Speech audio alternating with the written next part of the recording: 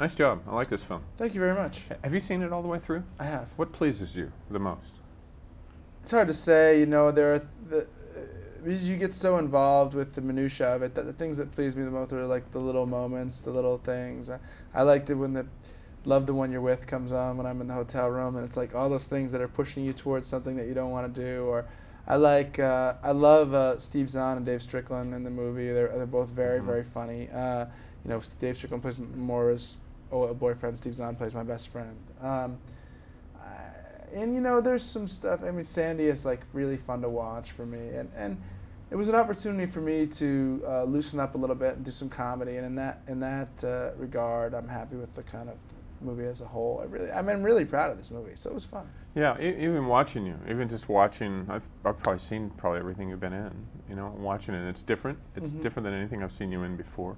And also, when I think about, I guess I like to get into the ideas of the film, because the ideas of the film really generate a lot from me, just personally. But it has a real feel to it, too, which is its own other thing going on in the film. It has a really good look and feel to it. Oh, thank you. I'm kind of under the, I guess maybe it's my age, but I'm under the influence now that opposites don't necessarily attract anymore, at least for me personally. It's more making a connection with somebody that's a little bit more similar. But these are two opposites who really have something to give to each other. Is that the core here? Yeah, I think so. I think for my character is really in a position where he's primed to. He's afraid that he's missing things. Excuse me. He's afraid that he's missing things in his life, and by getting married, that he's really going to be missing out on a lot. And she represents all those things that he thinks he may be losing. And so, that's what I think is at the root of it for him. And then she turns out to be a really wonderful woman. And, whether or not they have similar interests, ultimately the fact that they're very different, I think, is part of what makes the movie end the way it does. But once they get past the initial differences, like underneath, they kind of click on a sort of,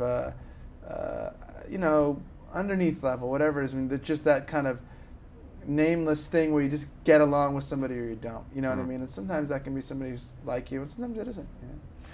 I want to ask you about writing.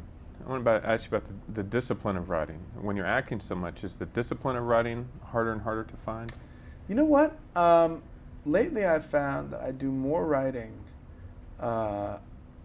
when I'm working on a movie, because you have this like downtime, and you go and shoot, and you might shoot for an hour, hour and a half, and then there's like a 2-hour setup for the next shot.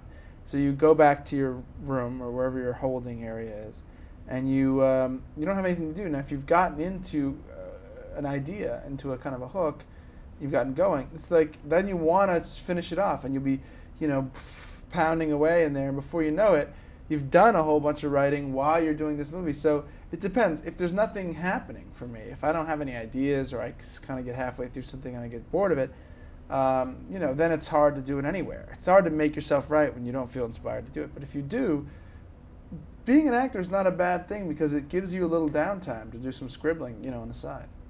Very nice. Nice job. Thank you very much. Fast and Furious.